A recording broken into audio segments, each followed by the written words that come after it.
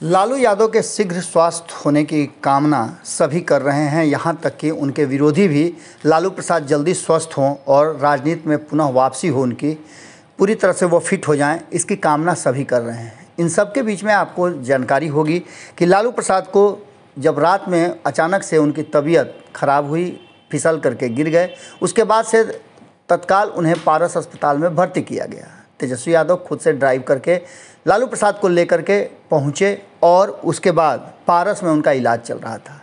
लेकिन इन सब के बीच में बेहतर इलाज के लिए दबाव बढ़ना शुरू हुआ और पारस के डॉक्टरों ने भी लालू प्रसाद को एम्स जाने की इजाज़त दे दी।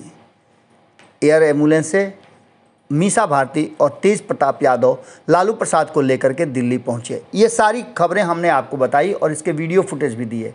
लेकिन अब जो बात सामने आ रही है उसमें ताज़ा रिपोर्ट ये है कि लालू प्रसाद के स्वास्थ्य की जो स्थिति वर्तमान में है उसको लेकर के राबड़ी देवी बाहर आईं और उनके साथ तेजस्वी यादव ने भी मीडिया से साझा किया। आपको बता दें कि सार्वजनिक जीवन में जब आप होते हैं तो आपका कोई भी चीज़ छुपता नहीं है और न ही छुपाया जा सकता है, क्योंकि लोग आपसे बहुत ज़्यादा उम्मीद लगा कर रखते हैं और आपसे लगाव भी रखते हैं। लालू प्रसाद का जिस तरह का व्यवहार रहा है और जिस तरह से उन्होंने बिहार की राजनीति में अपना एक स्थान बनाया है, भारी संख्या में लोग उनके समर्थक हैं। उनके विरोधी भी लालू प्रसाद के समर्थक हो जाते हैं और इन सारी बातों को लेकर के लालू प्रसाद के स्वास्थ्य की लगातार लोगों को चिंताएं होती हैं। जगह जगह आपको जानकारी मिली होगी कि लालू प्रसाद के समर्थक यज्ञ हवन पूजा करना शुरू कर चुके हैं और इसके साथ साथ जिस तरह के माहौल हैं, राजनीतिक उथल पुथल के बावजूद सबसे ज़्यादा अगर किसी खबर पर लोग चर्चा कर रहे हैं तो वो है लालू प्रसाद की तबीयत। इसके अलावा आपको बता दें कि बिहार की राजनीति में जिस तरह का उफान आया हुआ है, जिस तरह का उबाल आया हुआ है, उसमें हालांकि लालू प्रसाद की तबीयत की चर्चा कम होनी चाहिए थी, लेकिन लालू प्रसाद का प्रभाव ऐसा है कि उनकी चर्चा कम होने का नाम नहीं ले रही है। इसी बहाने राजनीति भी जमकर हो रही है। लेकिन इन सब से अलग तेजस्वी यादव ने सबसे पहले अपील किया था कि कार्यकर्ता भीड़ न लगाएं, पारस में ज़्यादा संख्या में ना आए, लालू की तबीयत का अपडेट उनको पल पल हम देते रहेंगे। ऐसा हुआ भी। लगातार तेजस्वी यादव लोगों से जो वीआईपीज़ हैं उनसे मिलते भी रहे, लोगों का फ़ोन रिसीव किया, प्रधानमंत्री से बात हुई, नीतीश कुमार गए, उनसे मुलाकात हुई, स्वास्थ्य मंत्री मंगल पांडे मिलने गए, उनसे भी बात हुई। इसके अलावे आपको बता दें कि एक खबर जो चल रही थी कि भारतीय जनता पार्टी के लोगों को लालू प्रसाद की ज़्यादा चिंता है, इसलिए भारतीय जनता पार्टी के लोगों ने ज़्यादा किया। इस बीच आपको बता दें कि राजीव रंजन सिंह उर्फ ललन सिंह जो कि राष्ट्रीय अध्यक्ष हैं जदयू के, उन्होंने भी लालू प्रसाद के तबीयत को जानना चाहा। जीतन राम मांझी पहुंचे, चिराग पासवान पहुंचे। लेकिन अब इन सब के बाद जब लालू दिल्ली के एम्स में शिफ्ट कर गए हैं तो उसके बाद राबड़ी देवी ने बाहर आकर मीडिया के सामने अपने समर्थकों को बताया कि लालू प्रसाद की स्थिति क्या है। इस वीडियो में उन्होंने बताया कि लालू प्रसाद किस हालत में हैं, पटना से आने के बाद अब वर्तमान उनकी कैसी स्थिति है और किस तरह से इलाज चल रहा है। उनके साथ साथ तेजस्वी यादव ने भी पूरा डिटेल्स दिया, आप देख सकते हैं। अभी स्वास्थ्य थोड़ा सुधार हुआ है, थोड़ा बहुत। हाँ। तभी आ रहे हैं। अच्छा, तो अभी मतलब दिक्कत क्या हो गया? एम्स में नहीं गिर गए थे। हाँ। जो दाहिने का इला जो है तो अभी भी मैम दर्द है कि अभी छुटकारा मतलब ठीक हुआ है? बैंडेज बांधा गया। राबड़ी जी, आरजेडी के कार्यकर्ता आपके लोग बहुत परेशान हैं, उन्हें आप क्या संदेश भेजना चाहेंगे यहाँ से? परेशान ना हो जी। इलाज हो रहा है, ठीक हो जाएंगे। ऐसा नॉर्मल हो गए हैं, ठीक है। लोग से मैं प्रार्थना करती हूँ कि सब कोई दुआ करे, जल्द से जल्द ठीक हो जाए लालू जी। एम्स उनको रेफर किया गया है कि सब लोग चिंता ना करें। जी।